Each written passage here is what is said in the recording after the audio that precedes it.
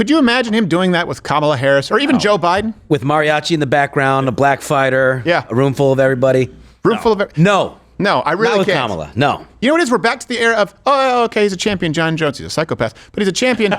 Speaking of a culture, which is very bizarre here in this office, Donald Trump, and this is, again, more proof of the culture shifting. You see it with Canada. You see it with what happened in Iowa. People are just going, no, we're not buying it. No, we're not going to be ashamed to say, yeah, we need to deal with illegal immigration here. No, we're not going to be accused of being racist. No. You know what? We're not actually going to be okay. We're not going to go along with males competing in women's sports. There's that shift that's taking place. You know what else? People not only are no longer afraid. Keep in mind, people were afraid to say that they voted Donald Trump. Remember that? That was an industry term, the secret Trump voter. Yeah. Now, Donald Trump is appearing publicly, receiving standing ovations, praise, and people are even doing his dance. It's become like the new Macarena, albeit not as violence-inducing. But here's him at Madison Square Garden this weekend. 45, soon to be 47, President-elect Donald Trump. And CEO Chris Pavlovsky of Rumble was there, right there. Yeah. Kamala Harris. Congratulations, sir. He's like, yeah, get out of the way. Let me give this guy a hug. Thank you very much. And then when John Jones wins, he gives us a Trump dance. He did the Trump dance. Tonight it is all about John Jones sharing the belt there with the president-elect Donald Trump. Could you imagine him doing that with Kamala Harris or even Joe Biden? With mariachi in the background, a black fighter, yeah, a room full of everybody. No, I really not with can't. Kamala. No. You know what it is? We're back to the era of, okay, he's a champion, John Jones. He's a psychopath, but he's a champion. And, he gave him about black guy, white guy. I was just watching Ferris Bueller the other night, and I just saw Uncle Buck. I kind of been watching some John Hughes a little bit after Planes, Trains, and Automobiles. And you realize, okay, John Hughes was a white guy from the suburbs of Chicago, so that's what he wrote. But it's constantly mixed. If you look at that, just that cast, when you're looking at the Shake It On Baby, the Twist and Shout sequence, you got white, you got black, you got Asian. It represents all of Chicago, and people weren't thinking about it. Okay, you have some black people in the film, you have some white people, but it's not BET. It's not only black. It's not only black and white and fragmented. It was just something that people didn't think about in their day-to-day. Of course, you ran into individual racists, but by and large, we had made progress. Fresh Prince of Bel-Air was a top show. Yes. Will Smith, Denzel Washington were the top stars. We're going back to that. We're like, oh, okay, cool, yeah, black. You just talk to people like they're people. The identity politics have fractured us so much, and you can really thank Barack Obama for that. Yeah. Joe Rogan he even said at one point, I thought that guy was smart. And I remember being on his show one of the 4 times, him saying that at least Barack Obama, was far more intelligent than George W. Bush. And I just kind of let it ride. I was like, well, I'm not going to get into this. This is going to change later on. The culture is shifting. Do you feel it? There's no better example than, again, we went from secret Trump voter who wouldn't answer polls. Secret Trump voter, let me correct that, who wouldn't answer anonymous polls saying that they were going to vote for Donald Trump for fear of retribution, to the Trump dance taking over professional sports. That's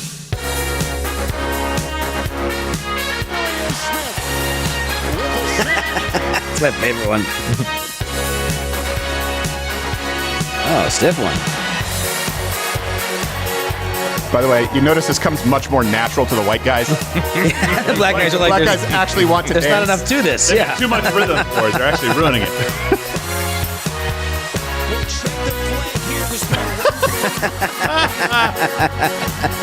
Don't worry, people of color. I'll teach you how to Dougie. How to Trumpy.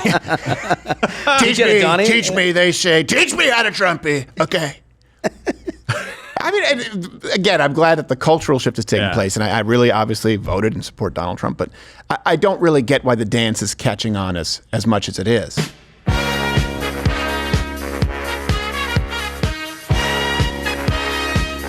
Gerald, we really need to put a stop to this.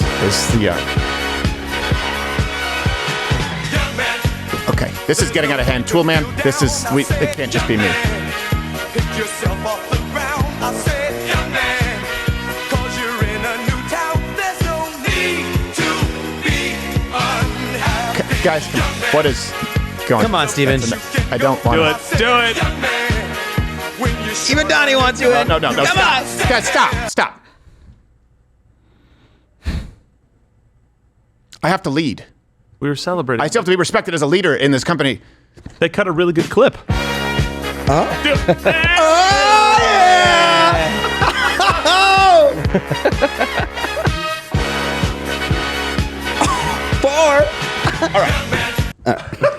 Enjoy it. It's just basic. It's just basically the white guy dance at a wedding. It's true. That's all it is. Every white dad ever. Of course, the left. Remember, this is. You know what this is? This is this. Here, hit the music. This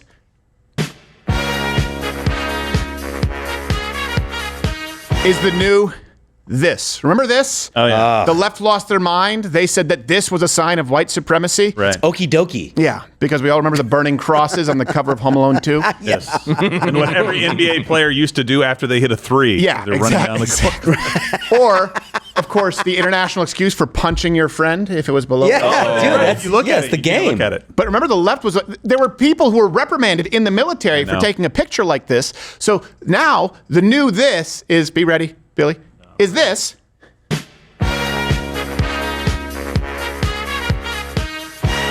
See, I have more black in me, so I have to dress it up. You have to stiffen it Oh, up a dude, little you bit, don't yeah. know. God, you didn't see mine when I was doing this.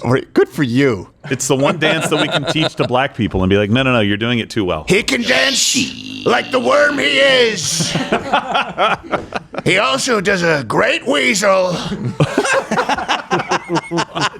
And Gerald does the best piece of shit shuffle I've ever seen. What? So the left is in full panic mode over this. This is the good example. The left Really? can't have They fun. hate it. Yeah. They this hate comes it. Or this- dancing? This comes from Jameel Hill, just as an example. So the new rule is that athletes who support Trump don't have to answer any questions about their political beliefs. But when other athletes support political and social causes, they do. Got it. Just trying to figure out where the goalposts are moved next. Shut up, bitch! Let me ask you this. Do you think this is the same as Kaepernick refusing to stand for the national anthem? No. And do you honestly think that people weren't defending him? Like, that's the only reason he's really famous. Yeah.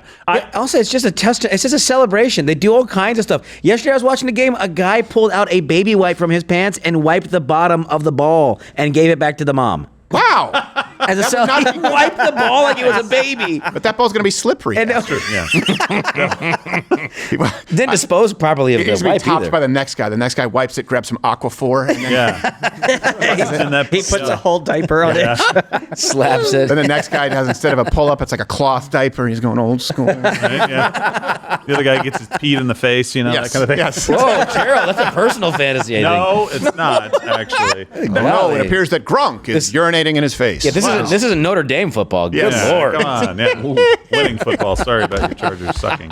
Well, they won. I So know, but they still suck. Anyway, he's become a cultural phenomenon. Yeah. Like when the kneeling during the national anthem, it was people said, "Hey, look, I get it, but that's really disrespectful to a lot of people. We don't really like that." The NFL saw tanking numbers in the ratings. Jerry Jones, probably the only good call he's ever made, is like, if you want to do that, we're staying in for the national anthem. We're not going to get a running back this year, but we'll stay inside for the national anthem. That was a good call. They were doing something completely different. These guys are just doing a funny dance. Yeah, that was They negativity. literally could be making fun of Donald Trump. Yeah. And nobody would care because it's like, that's kind of funny. That's Yeah. cool. You guys are just not that cool. Sorry. there's a difference. There's a fundamental difference, and the one was negativity, one's not. One's just doing a dance. Hey, look, they can be making fun of Trump when they do. Who does? It's just positive. It's know. fun. Well, It's not solemn and like disrespectful to a flag and the whole. No, country. it's the opposite. I think that what we're seeing right now, to really sort of distill this point, it's the same reason that you saw, according to Tufts, 56% of Gen Z men, 56% of Gen Z males vote for Donald Trump. Yeah. Because we were all steeped in, certainly we were rock against Bush and we hate America and American imperialism and Code Pink and then Barack Obama, Michelle Obama said this was the first time she was proud of her country. Where now you are actually seeing it's cool, or at least okay, to be proud of your country again. Yeah. You don't have to feel ashamed because, patriarchy, because white privilege, because, no. You can see white, black, whether it's professional sports, you're going to have a huge number of black people, let's be honest, outside of hockey. Yeah, I don't have to feel guilty anymore because some liberal's great grandpa owned slaves. Right, yes, exactly. Like Kamala Harris's dad, Donald Yeah. J. Harris, not a joke. It's okay to be proud of your country. Do you feel that? Secret Trump voter, people who were afraid to answer, anonymous pollsters, just afraid to say who they were voting for. You want to talk about a culture of oppression and censorship and fear? For crying out loud, people who are new, they're late to this party. You may not remember, Trump voters were afraid they were going to lose their jobs. They were afraid that they were going to be ostracized from their family to the degree that they wouldn't even answer polls anonymously. And now it's the left who has to answer for their shameful acts. And I think there's no greater example than down 50% Morning Joe saying, hey, it's time to make nice with Hitler now. I'm sorry, Trump. Joe and I went to Mar-a-Lago to meet personally with President-elect Trump. It was the first time we have seen him in 7 years. In this meeting, President Trump was cheerful, he was upbeat, he seemed interested Shut up, silly finding woman. common ground with Democrats on some of the And most no divisive video footage. issues. And for those asking why we would go speak to the president-elect during such fraught times, especially between responsibility. us, I guess I would ask back, why wouldn't we?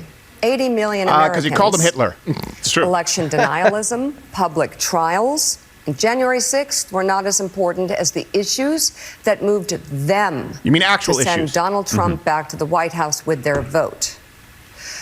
Joe and I realize it's time to do something different. See the And steam that coming out of starts with Joe's not ears. only talking about Donald Trump, but also talking Well, we couldn't tell with they cut him. 50% of these hosts. That wasn't eating crow. They went to Mar-a-Lago and it was licking!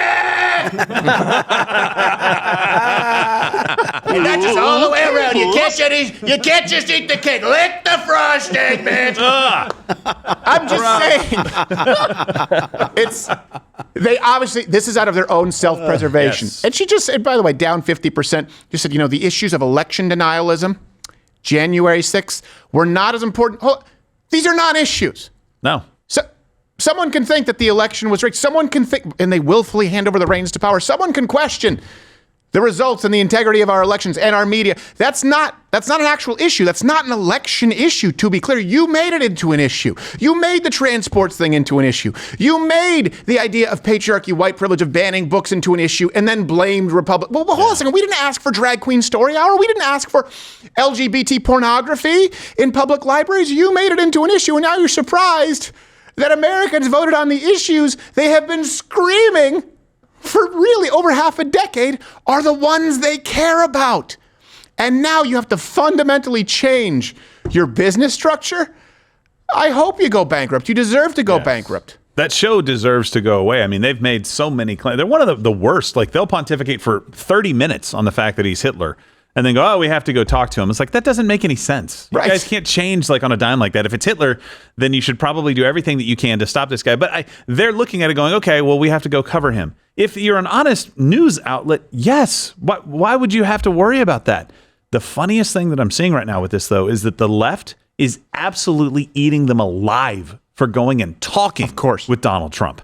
Keith Olbermann is losing his mind. Now, he's a little bit of a nut, but he is losing his mind saying, I can't believe that this is Vichy MSNBC. Almost like the real MSNBC that carried his water forever is now not the real MSNBC anymore because they deigned to go and speak with the president-elect. Yeah. And you know what? When the right says, okay, this is propaganda. When we say that media is biased, because you're seeing the left now, the left saying that the media is biased to the right. That's what they're saying about Morning Joe. When we say the media is biased, what we mean is active propaganda. For example, lying about immigration numbers. For example, lying about unemployment numbers. For example, lying to the American people about the reason for energy prices. Lying to the American people about the biological realities of male and female. Lying about parents, for example, being hauled out of PTA meetings because of the original lie that I just told you that you perpetuated, the idea that there's no difference between males and females. Lying about all these things, suppressing stories, telling people that the Hunter Biden laptop was Russian disinformation, lying entirely about the Russian disinformation campaign, lying about all those things. We say, hey, that's media bias.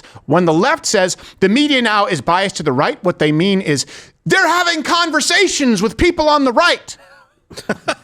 See the difference? Acknowledging their existence. But that's what they've It's hated the bias. entire time. Yeah, exactly. Acknowledging their existence.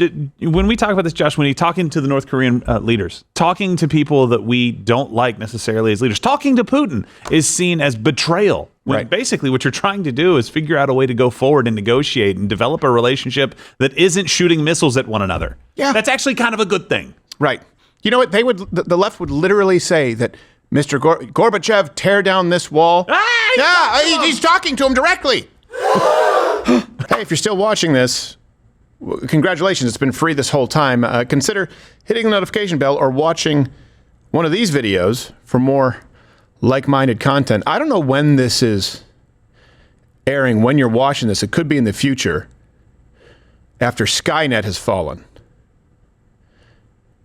If it's 3 years from me filming, it's definitely fallen.